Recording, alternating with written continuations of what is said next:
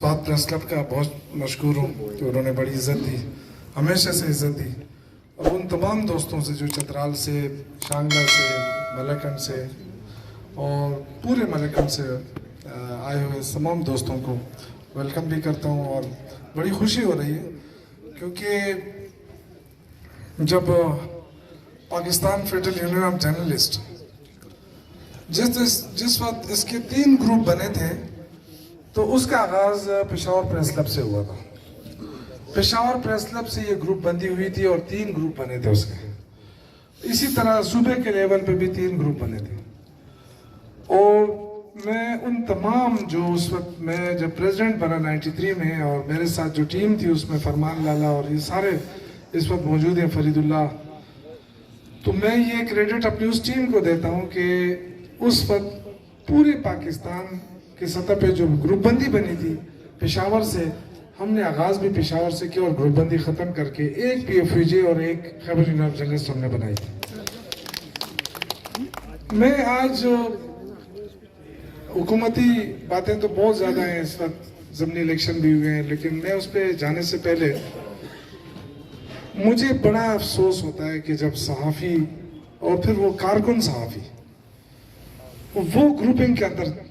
चले गए।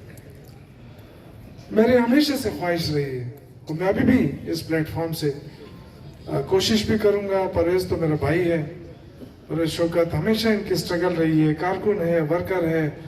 और कभी इस शख्स ने अपनी ज़ाती मफाद नहीं लिया, सारी ज़िंदगी वर्करों के लिए जान लड़ाई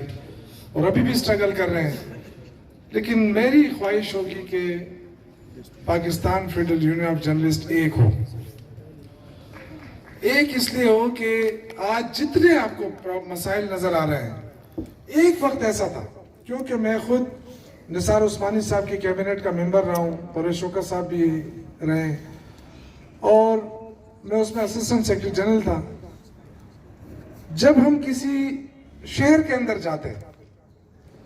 तो वो इतनी बड़ी इज्जत होती कि हमें बड़ा फख्र महसूस होता था कि हम भी सहाफ़ियों के लीडर हैं, और जो हमारा लीडर है उसकी उस शहर में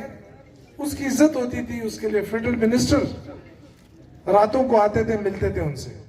और ये वही निसार उस्मानी साहब है जिनके फिर बाद में वो वफात पाई उन्होंने इस्लामाबाद में। वो भी एक स्ट्रगल के दौरान थे, उसमें मैं भी शामिल था। परवेज़ शौकत साहब को याद होगा, मैं था, रहीमुल्लाह यूसुफज़ई और हबीबुर रहमान साहब, और वहाँ पे जो है वो उस अपने स्ट्रगल के दौरान उन्होंने वफात पाई। लेकिन एक नाम आज भी लोग याद करते हैं, चाहे वो हुकूमत के लेवल पे हो, चाहे हर सतह पे हो। ये इस तंजीम को ये क्रेडिट ज़रूर जाता है कि उनके लीडर्स को लोग बड़ी इज्जत की निगाह से देखते भी हैं। उनके जितने लीडर्स हैं, चाहे बरना साहब हों, चाहे वो निसार उस्मानी साहब हों, वो चाबरा साहब हों, उन सबको बड़ी इज्जत की निगाह से भी देखते हैं, बड़ी इज्जत से उनको याद भी किया जाता है, क्योंकि इन तमाम लीडर्स ने ज़ाती मफाद नहीं लिया, वर्करों के लिए लड़ते रहे। और मैं समझता हूँ कि ये PFUJ दोबारा एक होनी चाहिए। और खुशी हो रही है कि मलकन डिवीज़न जो इतना पसमानदा, खैबर पख्तूनख्वा के अंदर सबसे पसमानदा ज़िला रहा है, लेकिन दूसरी तरफ अगर आप देखें तो टूरिज़्म और कुदरती नेचुरल रिसोर्सेज जो कुदरती हुस्न है उस लिहाज से सबसे रिच डिवीज़न है, लेकिन बदकिस्मती से ये नज़रअंदाज रहा है और महरूमियाँ रही हैं। आज जब खबर वज़ीर आला की हम बात करते हैं तो ये क्रेडिट ज़रूर जाता है उनको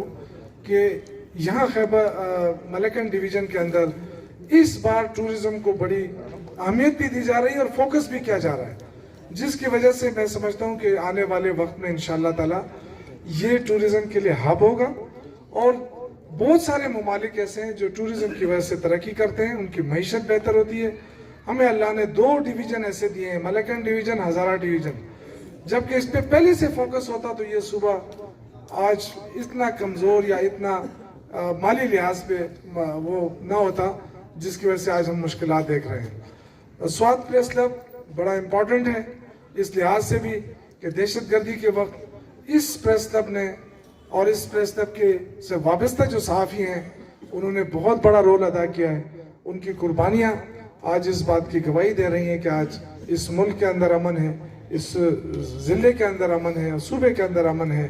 ان کی قربانیاں تھیں۔ ایک وقت ایسا تھا کہ جب خبروں کا ہب جو ہے وہ سوات بنا ہوا تھا، لوگ کہہ رہے تھے جی سوات ہمارے ہاتھ سے نکل گیا، لیکن میں ان شہداء کو، ان جو سیکورٹی فورسز کے ادارے ہیں، ان کو بھی میں سلوٹ پیش کرتا ہوں کہ انہوں نے جان پر کھیل کر اس ضلع کے اندر امن قائم کیا، اس کی وجہ سے آج پورے صوبے میں ہم امن سے رہ رہے ہیں۔ میری تو خواہش ہوگی کہ ملکن ڈویژن میں جہاں پریس کلب ہے وہاں تمام صحافیوں کو میڈیا کالونی ملنی چاہیے، یہ ان کا حق ہے۔ جب میں منسٹر انفارمیشن تھا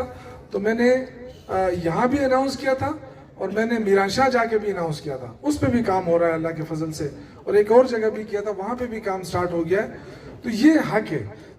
اور میری خواہش ہوگی کہ جو چھوٹے موٹے اختلافات ہیں وہ آپ ختم کریں، کیونکہ اختلافات کی وجہ سے چاہے وہ 2 یا 3 لوگ ہوں، لیکن ان کو بٹھانا چاہیے۔ جب ہم یہ لکھتے ہیں کہ فلاں پارٹی کا رول یہ ہے، جب ہم یہ لکھتے ہیں کہ فلاں پارٹی کو یہ کرنا چاہیے، تو میں سمجھتا ہوں کہ صحافیوں کو اپنے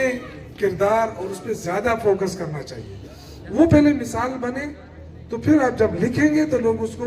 مانیں گے بھی۔ تو اگر ہم یہاں پہ صحافیوں میں ابھی بھی اپنے آپ کو صحافی سمجھتا ہوں،